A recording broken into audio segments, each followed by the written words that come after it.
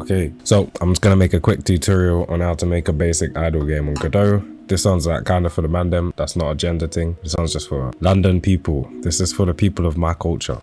Bruv, they ain't skin color. Listen, I'm not doing it in all. Hello and welcome to my tutorial. It's not happening like that. So if that's what you're coming for, wrong place. Anyway, let's start. Alright, so we're gonna make a butters game. Don't be here expecting to make something beautiful because that's not what we're doing. First thing we're gonna do, press 2D scene up there, and then we got a 2D node. So we're gonna make an idle game. I'm just gonna call this main. Then we're just gonna make a control node and just call this upper control. Whatever, bro. These names have no meaning, but they're there in it. Button. We're gonna make a button. Bow. There's our button. Let's call this click. Yeah, cool. Calling it click. This is our like window size here. So I'm just gonna put this out here. Perfect. That is great. Gonna rename this click button. We'll make text thing with a value text, which is a rich text label. Then we call this coin amount label com, and that'll be like coins 100 or whatever. This thing we're gonna do fit content. Scroll active's not on because there's no scrolling. You don't really need to turn it off, but whatever. Then we're gonna do off on that so it doesn't wrap. Perfect. So now we got our coins. We're gonna add a theme to it. Just because I think this will, I'm just gonna like kind of go over lots of features that you can use in loads of different ways, but it should cover them and hopefully like open up your brain. So on here, we're gonna add a rich text label. We don't have a font, but I'm gonna get a font. Perfect, we're back and we got the font. So down here, we're just gonna press this button. No, we're not. We're gonna press this button. Then we're gonna do quick load. Let's press that. Now we got that font. If we wanted to like change the font sizes up here, we'd do it normal. Oh, press the plus first, sorry. And then you just do stuff like that. I'm gonna use BB code because I want to center it. So I'm gonna center like that. You can also change your font size of that. So you can be like font size equals 12 and then be small.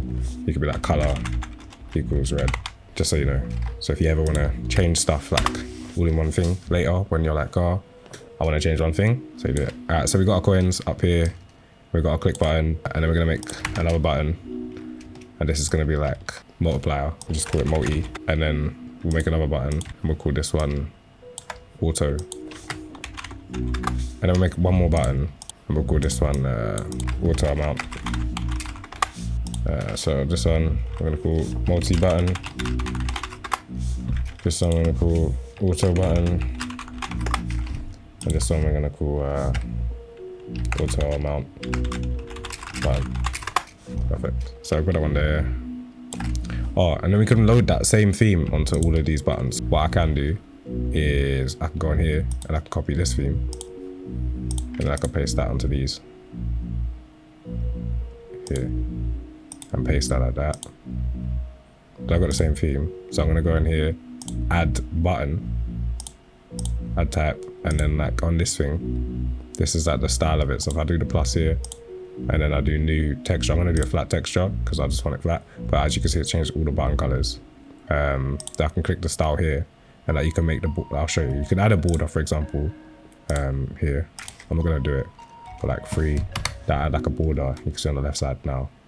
Or do you not leave it there just for the sake of it? Anyway, and then this is where you change your color. So it's gonna go pink because that's the first color I dragged on. Gonna change this to yellow because that's pink. And then look, so now we got our buttons. Perfect.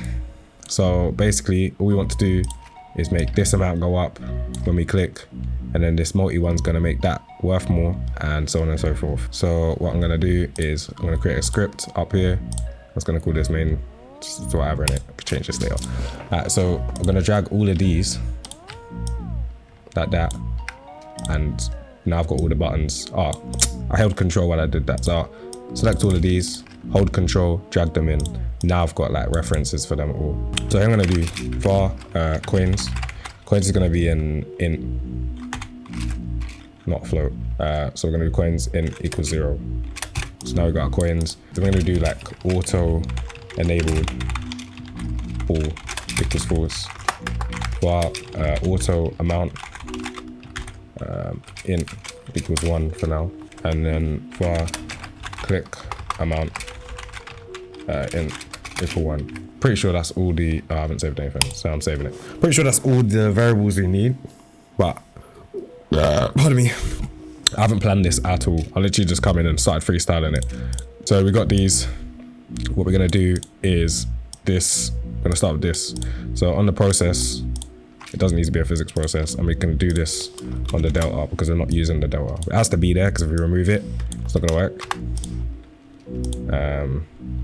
So something has to be in there, but putting this underscore just means that we're not using this. So anyway, what we're gonna do is coin amount label dot text equals string, because we're gonna convert it to a string. Before we do string, actually, we can do up here, center. Actually, nah, we're gonna do it to the right, left, do it to left, left. And this is where we could do the colors. So I could do, for example, it could be like a color equals, let's just say like yellow. I'm gonna say gold. Color equals gold.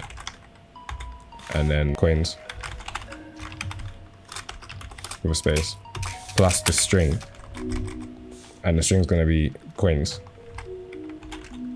I can be like color, so color equal red, and then this, yeah. So if I play that now, select currency, that's coins yellow, the amount in red. We haven't set up any of this stuff yet, and it all looks ugly, but it's gonna stay looking ugly. What we're gonna do, we're gonna start the click button, get that out of the way. So on button pressed, I normally do button down, if I'm honest with you. Actually, I normally do button up, but I'm gonna do pressed anyway. So on button pressed, not really too much to it. Coins plus equals click amount, done. So that should do that really. Yeah, nice and easy. All these labels, like I should probably make them the costs, but it's whatever. You could put that into like a function, so it could be like our function add coins amount, and then be like coins plus equals plus equals amount, and then just do this add coins, and it'd be click amount. So now that'll still do the same thing. It's just separated into a function that you could put into something else a lot easier. If this was longer, like you could use that again and again in certain other things. But anyway, I mean, I'm gonna use that again actually. I lied. So we're gonna use that again. So auto enabled, what we're gonna do is add a timer to the auto button. I can add it anywhere, but I'm gonna add it to the auto button because I feel like it. So add the timer to the auto button, auto time. We could also increment the time to make it happen faster instead of just the amount going up. But I don't think I'm gonna do that. And then what we're gonna do is we're gonna go signals here, and we're gonna do on timeout down here. I'm gonna leave it on. I'm not gonna auto start it. I'm not gonna auto start it. I would, but just for demonstration purpose, I won't. So anyway, on auto timeout, we'll just do add coins, click amount. What I could do is add this safety. So if auto enabled not equals false. Actually no, just in case it's null, so that it has to be equal to true, then add coins, so, which will be the case. So then we're gonna do the auto button, and we're gonna add pressed on that now. So if coins bigger than or equal to 100, coins minus equal 100, and then auto enabled equals true. And also we need to reference this timer now, so I'm going to drag this into here, and then we're going to start that auto time dot start, and then it's going to start 1 second anyway, but we're just going to do that anyway. And on here we're going to add an and if auto enabled is not equal to true. So if it's not equal to true, then we can do that. Once we've done that, we're not gonna be able to do that anymore. Oh, I don't need the F, my bad. So we're gonna add this multi on here. So this, and on the multi, we're gonna do if coins. Let's add a multi-level int equals 0, nah, 1. What we're gonna do is if coins bigger than or equal to 25. Let's just go 25 times multi-level coins minus equal 25 times multi-level, and then multi-level plus equal 1, and then click amount equals multi-level. But I could do that multi-level squared. So now